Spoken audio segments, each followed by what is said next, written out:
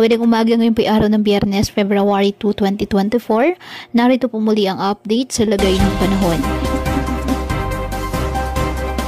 Ayon sa Pag-asa, nakakaapekto pa rin ngayon ang northeast monsoon o hanging amihan sa Luzon, habang trough ng low pressure area nakakaapekto sa Mindanao. Ang nasabing low pressure area, mababa naman ang tsansa nito na maging bagyo within 24 to 48 hours ayon sa Pag-asa. Ngunit nagdadala na po ito ng mga pag-ulan sa ilang bahagi po ng bansa ang trough extension nito.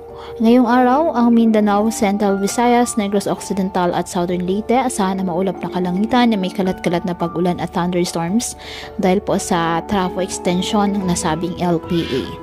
Ang Aurora, Quezon at Bicol Region asahan din ang maulap na kalangitan na may mahihinang pag-ulan dahil sa amihan. Ang Metro Manila at nalalabing bahagi ng Luzon, bahagyang maulap hanggang sa maulap na kalangitan with isolated light rains dahil pa rin po sa northeast monsoon.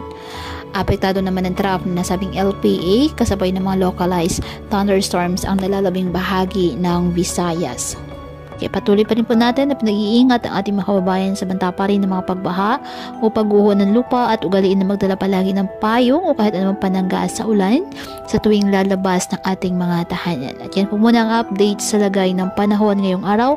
Muli patuloy po tayo na mag-ingat at palaging tandaan, God loves you. Stay safe and God bless.